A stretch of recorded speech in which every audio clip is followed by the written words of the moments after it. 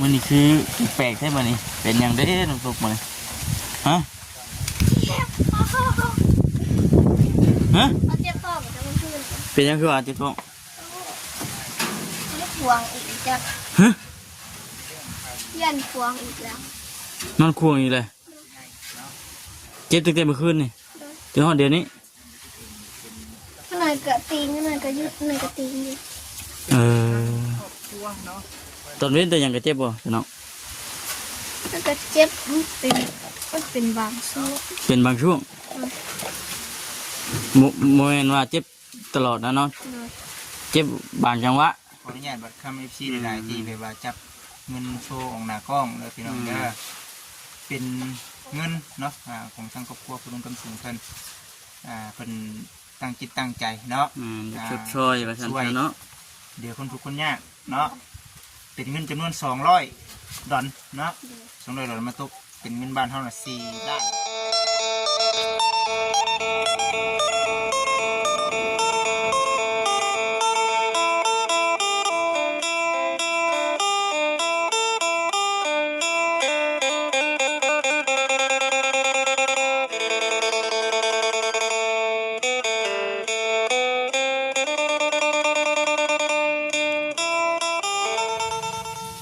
คุณ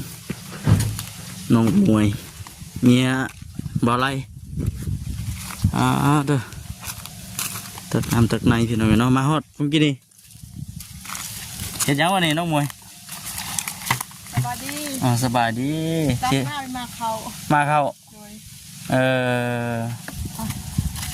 ว่าตอนที่คำเนี่ยจังมาเนาะพลึกกรีอันนี้มาเข้าหนึ่งเล้งมาเช่นคือเก่าพี่น้องเนาะมื้อนี้กะแวะเวียนเข้ามาที่บ้านที่เฮือนน้องตุ๊กคนคือเก่าพี่น้องเนื่องจากว่าทางบุญจิตเพิ่นมีข่าวดีแน่มื้อนี้ก็ได้เนาะยังบ่ทันฮู้ว่าข่าวดีหยังพี่น้องเนาะถ้าเบิ่งถ้าลุ้นถ้าโซนนำกันเด้อพี่น้องเด้อ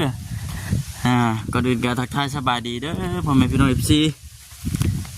ทักทายสบายดีพ่อแม่พี่น้อง FC กันเบิดทุกคนพี่น้องเนาะพบพ่อกันคือเก่าลมพัดโวยอยู่น้องตุ๊กเห็ดยังไงฮะแต่อันนี้คือคักแท้เนี่ยก็เลยสิกินข้าวเห็ดยังกินหลวกมามันนี่คือกินข้าวค่ำใช่ไหมนี่เอาสบายดีมันนี่คือแปลกใช่ไหมนี่เป็นอย่างเด้น้องตุ๊กมาเลยฮะเจ็บท้องจะมันขึ้นเป็นยังคือว่าเจ็บท้องไม่พวงอีกจะยันพวงอีกแล้วนอนควงอีกเลยเจ็บตั้งแต่เมื่อคืนนี่จนห้องเดี๋ยวนี้หน่อยกระติงหน่อยกระยุดหน่อยกระติงอยู่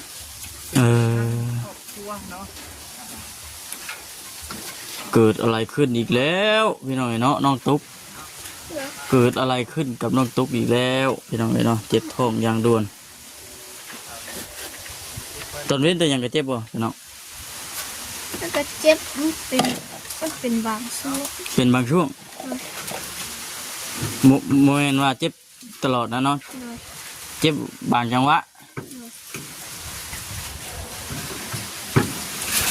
นอนนั่นทิศทางอย่างไปจักดิ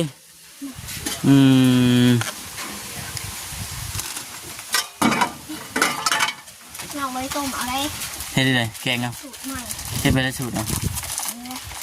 แกจะสูตรอะไรก็ตักน้ำห้อนไม่ใช่ตักอบไว้โอ้เนาะเมื่อคืนนี่จะไปนอนคืนจ้ะกระดึกเติบเมื่อคืนบ่นอนแล้วก็แต่ว่า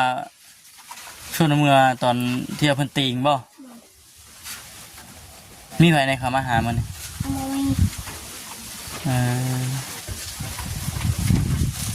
เป็นเลยพี่น้องมันยังต้นยังนะ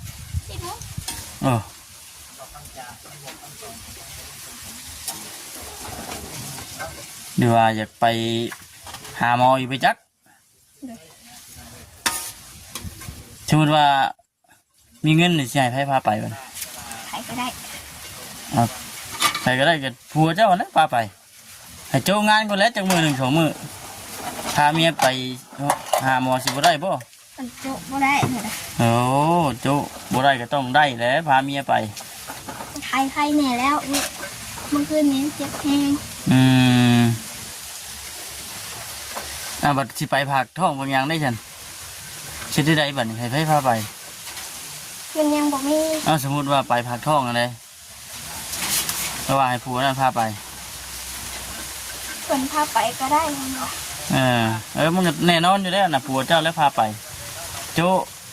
มื้อหนึงเห็นว่านั่นก็เฮาก็ครอบก็บอกเพิ่นบ่แม่นว่าเฮาสิ มื้อนี้คนโจ๊ะบ่ได้ บ่เพิ่นว่าบัดมื้อสิไปหาหมอหั่นบ่เพิ่นว่าบัดมื้อสิพาเจ้าไปหาหมอก็ให้เพิ่นโจเฮ้ยก็เว้ากันจบเจือ โจ๊ะแล้วก็โจ๊ะมาจะหาหมอเพิ่นกับไปคือเก่า เดี๋ยวสิเป็นหยังขอเพียงแต่ว่าพาผู้เป็นเมียไปหาหมอนะ โอ้ยหนดเพิ่นคันเหลืองก็เนาะ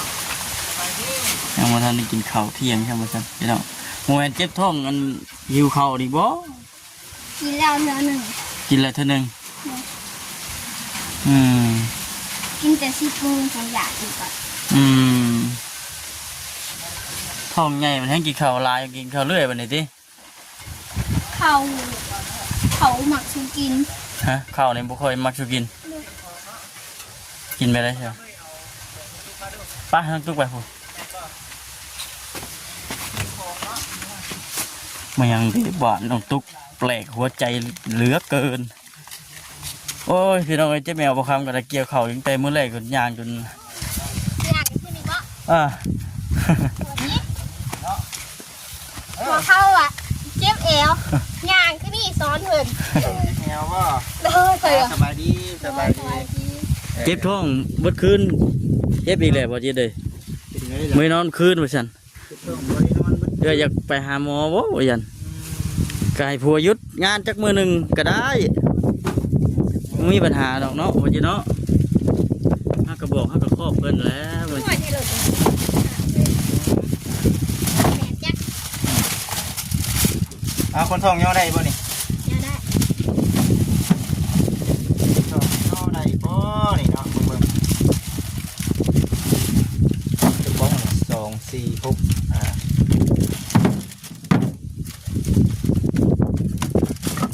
เบ่งไว้ก่อนไว้น้ำตู้เพิ่นดอกปันคนอาหารเนาะ มีข่าวดีเด้อบ่ ไปน้ำตู้เอาอะไรบ่นี่ไปบ่ครับ ไป มาก่อนน้องไทยแต่งงานบ่ เพิ่นยุดก็ได้ บ่ไล่บ่ยุบบ่ไล่ก็บ่ยุดเนาะทีนี้ ที่ได้เอาไว้ได้ค่ะ ทีแรกไปสิไม่ใช่เห็นไม่ใช่นี่ ก็บอกอีก เอาลูกมีเหรอใครใช่ไหมหมอนี่จะหน่อยนี่ เดี๋ยว หมูกระทะไหม้คือว่านั่นอยู่ บอกกระดาษใหม่คาต้มหน่อไม้ ข้าวต้นไม้ ปรุงบ่ปรุงก่อนไปเด้อมันจะไปอันนั้นไหน ผมมันก็ได้ หมอจะ เราตักซีนมาใส่ก่อน ชิ้นก็ใส่บ่ชิ้นก็ โจ เคี่ยวต้มหมดแต่น้ำมันสิ คนนี้มากินแซ่บได้คนนึงนี่ จน ต้องมี ขโม บ่ ยเข้าสิกิน ระ แซ่ วั บ ง อลีปลาเปล่า แซ่บเลยอยู่ แซ่บแล้วบ่อยู่ ยังตากเต็มหิ้งอยู่ ขอทูไปกินมันแน่นอนแล้วพี่น้องเอ้ยเนาะชิ้นหมูแห้งแซ่บชิ้นหมูเด้ ซีนหมูแซ่บย่างหมู แซ่บบ่อยู่ เอาไว้ใช้ชิ้นหมูตากแดดเลยป่ะ แม่นบ่ ไปตักแดดไว้ อ๋อตัวเครือเสียงไปทางนะคุกเก่งอยู่ในเสียงกิโล มา ถือก่อนคอยสิหาแนวนั่งก่อนนะ ได้ป่ะ คอยสิไปเอานะมานั่งก่อน หามีแนวนั่งอีก ยืนบ่ได้ยืน น้องตุ๊กเอ้ยเนาะ ได้ มียังของตอนบ่าวมื้อนี่มีบ่โทรมาหาแต่เช้าคุณพี่น้องเอ้ยบ่าวสิมาบ่ว่าซั่น ต้องถาก เลย มีของฝากตลอดได้พี่น้องเอ้ยน้องตุ๊กนะมียังอันนี้บอกรู้มียังนี่ น้อง อ้อย น้อย เลย คุณมีของฝากบ้างเนี่ยพี่น้องเอ้ยเนาะเป็นน้อยไปหาเองเปล่านี่ เลย หาอยู่ใช้ใกล้ๆนี่ เลย โอ้ยเนาะ ให้ว่าจิกเรียบร้อยเลย จีเกี้ยมันดำเนาะมันบอกมีแต่ว่าเมื่อปอกเองเลยประชัน บอกเองอ่ะ เฮ้ย คิด เฮ้ย สิ ไปได้ บอกเด้อ ไปได้เอาต้องท บ้าเอาน้ำมาใส่เกลือนิดหนึ่งแล้วก็บอกโปะแล้วก็ถีบน้ำลง ำบอก ถีบใส่เกลือ มันเป็นยังคำว่าเป็นนั่นเลยฮะ มันสี มันชิเดะ สีแหลกขึ้นนี่ โอ้ฉันบอขอมุกกับใจน้องตุ๊กหลายๆเนาะได้น้อยเอฟซีเคยกินอยู่บ่เนาะน้อยกะแซ่บอยู่ได้ข้าวตะกี้บ่คิดถึงกะอันน่ะ ไปตัดอ้อยเที่ยวเอามาได้เนาะ แม่อันนี้บ่าวลืมมือวานนี่ เนอะ แม่น เป็นผู้รักผู้ใหญ่เพิ่นเด้เนาะมื้อวานนี่บ่าวชื่อบ่ได้ชื่อเนาะ เนอะ บ่ได้ชื่อมื้อวานนี่ลืมพี่น้องมันหลายอย่างโพดขอโทษขออภัยหลาย หลายอย่าง มันหลายบ่กับอีกอย่างก็คือเว้าแน่หั่นแหละพี่น้องเอ้ยเนาะก็บ่เป็นหยังทั้งอันน่ะ ซื้อมาอีกเลย วันนี้เว้าชื่อบ่ บ่ ใครนี่เด้อเอาน้ำปลาเนาะเอามาพริกน้ำเด้อมาพริกน้ำกระเทียมน้ำแน่เนาะ ที่ จานในมันพ่นเด้อ เก็บไว้ ได้ เลย นี่ในมันก็จาดใส่นี่ได้ครับถ้าทำแล้วในมันหวานจาดใส่บน ทอด ต่อ เนาะทอดจิบก็นี่แหละ ตากแห้งวันนี่ตากแห้งอยู่เตะบาปลาวิทย์กะนอกจากศพปลาทู โอ้ ศพปลาทูแล้วก็ซีนหมูน่ะซื้อน้ำแข็งมาใส่แก๊ปนี่ไว้ เอาเนาะอันนี้เป็นส่วนผู้รักผู้ใหญ่เพิ่นเนาะอยู่ทางนั่นน่ะประเทศสวิตเซอร์แลนด์เนาะเคยเพิ่นบอกอยู่แต่ว่าเขาก็ลงไปน้ำแต่ก็เป็นนั่นแหละบ่จิตเองก็ได้ คิด บัดนี้เนาะ สิสมัครแล้วบอกคิด สมัครเลยใบขนาดรู้ป่ะครับเนาะสมัครได้บางทีเนาะ เสียงผู้ใหญ่ เสร็จเนาะบัดที่นี่อันนี้เป็นพูดเนาะตัวบอกได้พูดที่เป็นชวน เพื่อนเอ็นผู้เป็น เป็นชวนของทั้งเมป้าวิพรเด้อเมป้าวิพรเนาะอยู่ทางต่างประเทศคือกันเนี่ยอยู่ที่รัฐฮาวายเนาะรัฐฮาวายครึ่งหนึ่งบุจิตแบ่งไว้ให้กับทางป้าเจ้าเดี๋ยวบุจิตเองเสียไปให้เพิ่นเองแล้วก็กับขนมน้ำแน่อันนี้กินได้บ่นี่ ได้ บ่ได้นะคนกินคนท้องกินบ่ได้นะกินได้อยู่บ่นี่คือส่วนของทางเมป้าวิพรตกลงคำสิงเพิ่นนั่นแหละคำสิงเขาเองก็ได้ยินแต่ชื่อแต่เสียงบ่ครับเอ้ย มันบ่เคยเห็นหน้าตาเพิ่นเนาะ บ่ตกลงคำสิงเราเสียแล้ว เอา อันนั้นจังว่า ที่ว่าเพิ่นสุดช่วยคนทุกคนยากหลาย เคยได้ยินอยู่เนาะ อันนี้ก็เป็นบุญกุศลของทางครอบครัวเพิ่นเนาะเพิ่นช่วยเหลือคนทุกคนยากช่วยตลอดเพิ่นก็ได้พี่น้องเอ้ยแล้วก็ข่าวดีที่ทั้งอ้ายว่านี่ก็นี่อยู่ในถุงนี่แหละเนาะที่ร้านฮาวายเนาะ อันนี้จากลูกเราจังติงจนบ่ได้นอนคืนยังมีข่าวดีนะเบิ่งนี่ เอาเป็นเงินพี่น้องเอ้ยเด้อ อึบบาท หลายๆคนก็คิดไปทั้งแบบว่าเรื่องผู้เคลื่อนผู้ชาติเนาะแต่ว่าเรื่องผู้เคลื่อนผู้ชาตินี่ก็ บ่าวเพื่อนมาถามน้องแบบเพื่อนไทยเฮ็ดไรง่ายมาก ใครมาถาม ผู้บ้าน ผู้บ้านมาบอกเจ้าเลยขั้นตอนของการเฮ็ดใบยุ่งใหญ่มีอย่างนี้ปัน ลงไปถามปู่น้องเด้อ คุณได้เสร็จเดี๋ยวสิถามเบิ่งเนาะ นี่ อึบบาท เห็นบ่เนาะเป็นเงินจำนวนก้อนหนึ่งพี่น้องเอ้ยเนาะ อ้าวก็ก้อนหนึ่งนี่ใหญ่ทำได้ปะ ใหญ่ซ้ำนี้ได้ก้อนหนึ่งน้องตุ๊ก เลย หลายบ่ ร้าย ขออนุญาตบัตรคำ FC หลายๆที่แบบว่าจับ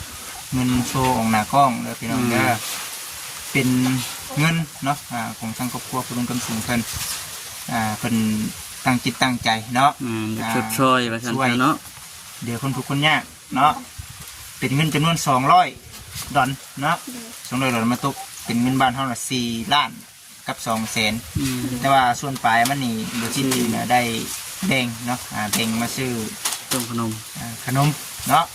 ขนมให้ทั้งน้องตุ๊กเลยกะป้าน้ำอันนี้คือทางแม่ป้าเพิ่นบอกเนาะบริษัทเด็กจะเฮ็ดตามส่วนน้ำมือของบริษัทอยู่เดี๋ยวนี้คือเป็นเงินจำนวน4 ล้านกีบเด้อพี่น้องเด้อ4 ล้านกีบนี่ฮอดบ่ครับมันเนาะก็เป็นเงินบาทเฮาเดี๋ยวมา FC แบบบริษัทเท่าไหร่นะบาทเท่าไหร่เดี๋ยวนี้เด็ก685เป็นเงินบาทในชีในเท่าไหร่ โอ้ 4บ่ 6,000 ทีนี้6,000คนเนี่ยพี่น้องเลยเนาะประมาณนี้นะนิ่ม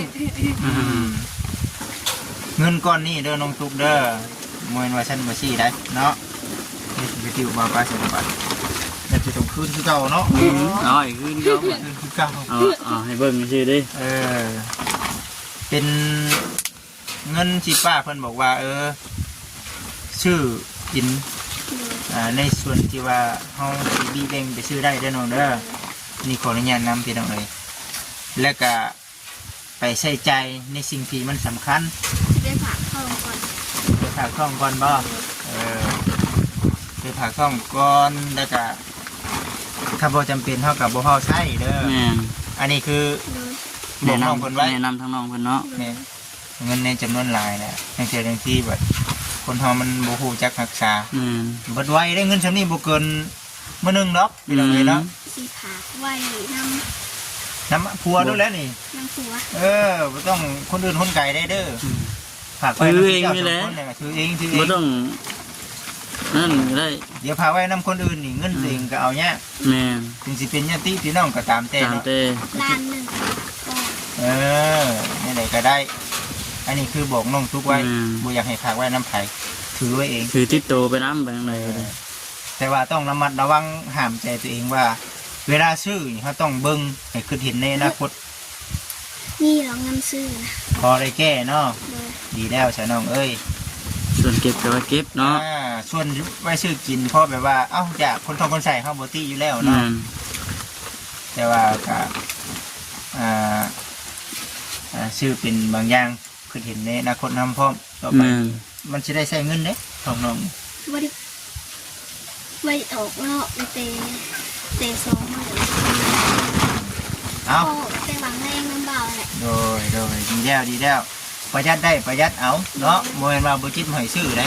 มีแต่บอกว่าประหยัดได้ประหยัดเอาเด้อเอาเงิน4 ล้านลงมือขอบคุณทั้ง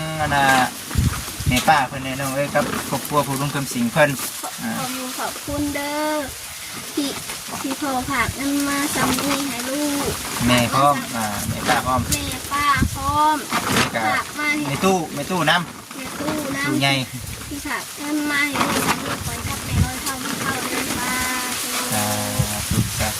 ถูกเนาะคือไว้บ่จิตเชื่อว่า FC เพิ่นก็คือสิว่าบ่ต้องฝากน้ำไผเด้อบ่จิตเด้อเนาะเก็บไว้เองนั่นจะดีคือเก็บไว้เองไปใส่กับติดโต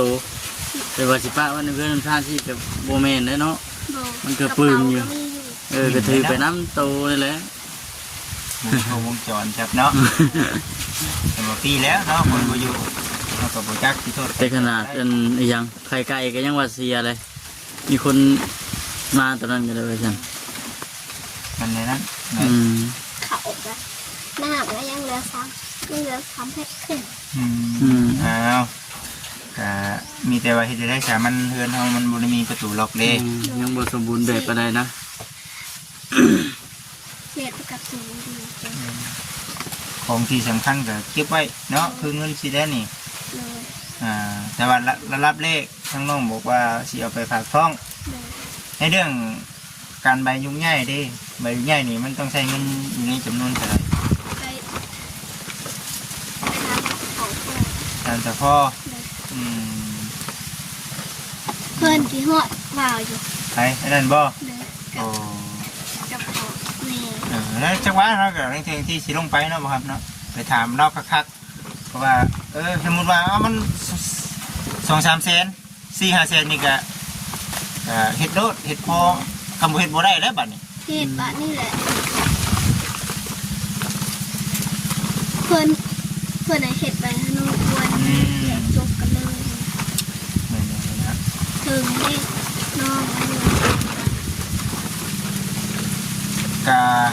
เฮ็ดโดดเนาะเพราะว่าคันบ่เฮ็ดบัดเวลาเฮาคลอดลูกคลอดเต้ามามันยากเด้อบัดเพิ่นก็สิมาที่มาถามคือเก่า นั่ เนาะ นนะ พอเพิ่นสิมาถามเพิ่นก็ตามระเบียบบ้านเมืองเพิ่น ต้องมีอยู่แล้วเนาะ ทำมาอยู่น้ำเพิ่นเด้อบางทีเฮาเป็นหันไปนี่ก็ทั้งบ้านเพิ่นก็เบิ่งนะพี่น้องเพิ่นรับผิดชอบ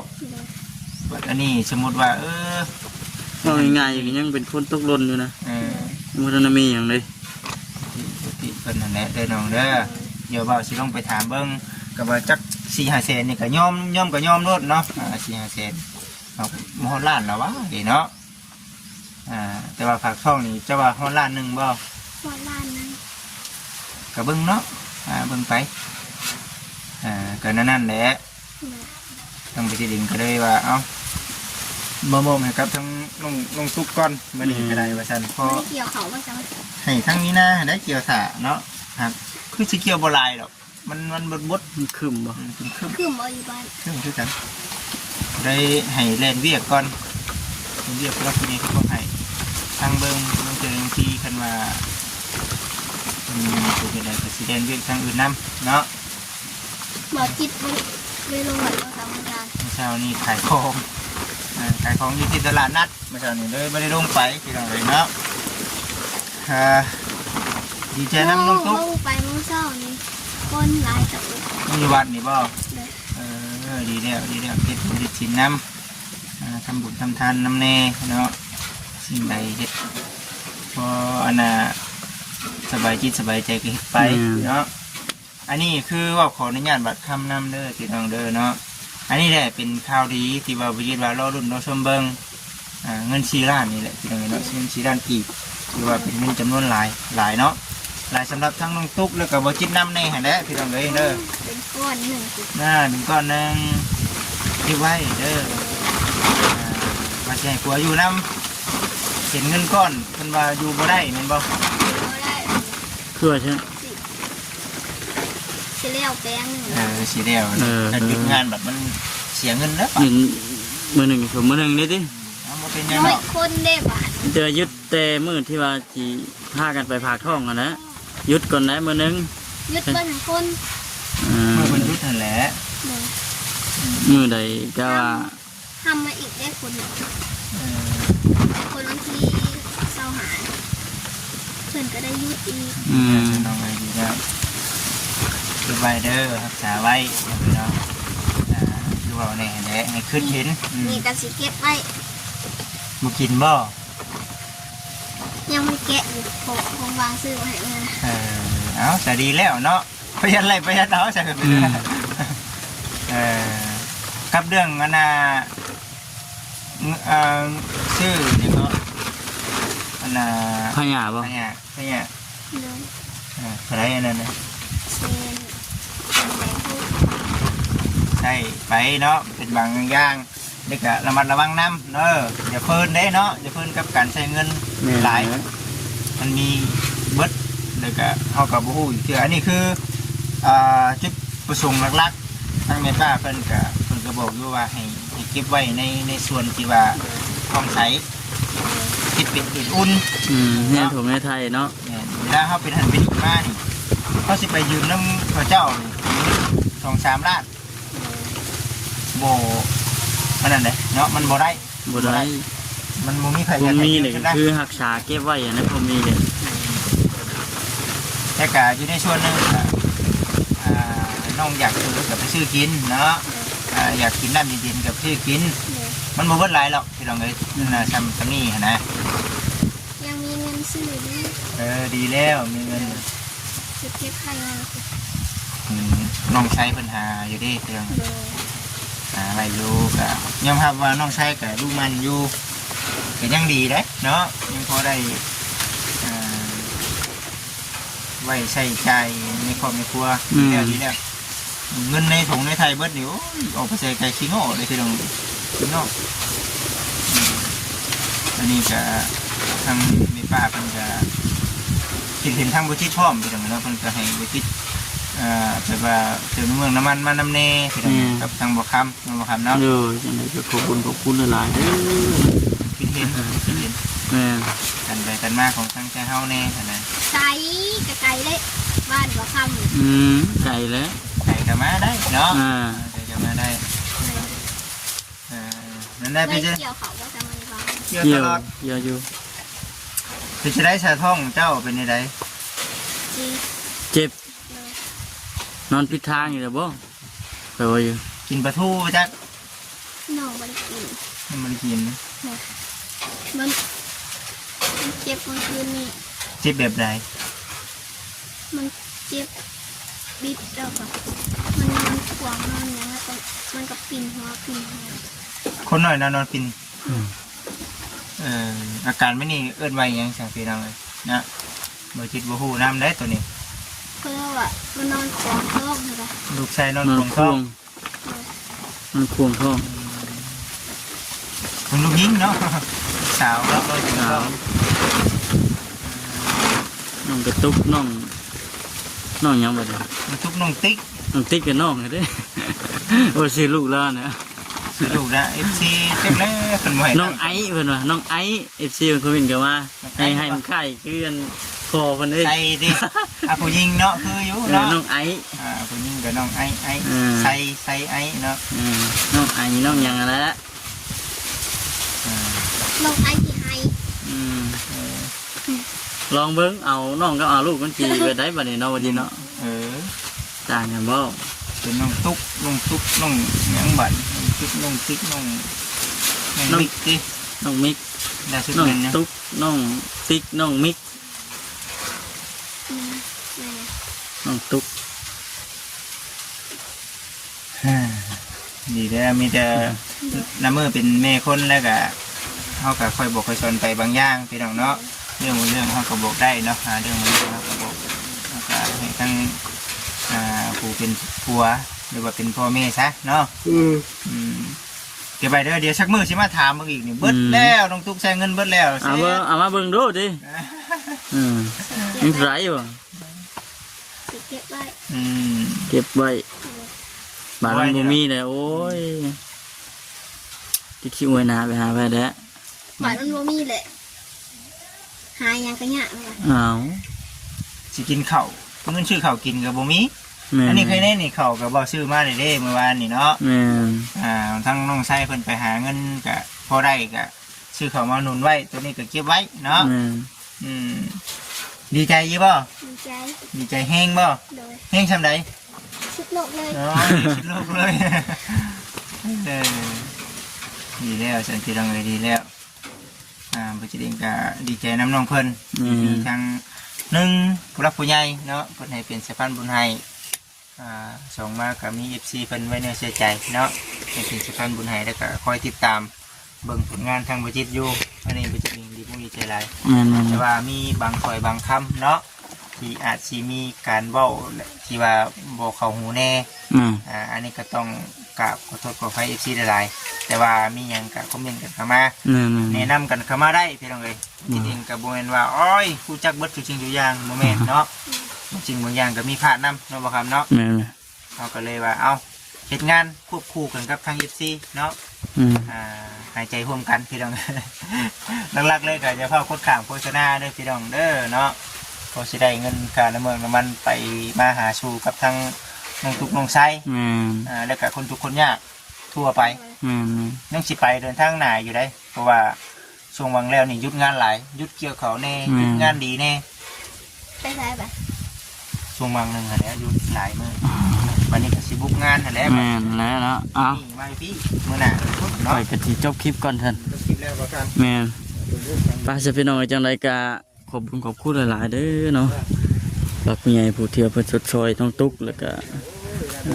ทางรวมทั้งเงินให้กับทางบ่อคำเมื่อวานนี้แน่ จังไดก็ขอให้อยู่ดีมีแฮงเด้อเฮ็ดหยังสร้างหยังก็ขอให้เจริญรุ่งเรืองก้าวหน้าต่อไปอย่าเจ็บอย่าจนแม่นไปพี่น้องจังไดก็อยู่ดีมีแฮง FC ก็ได้บ่สุขสุขคนเนาะสบายดี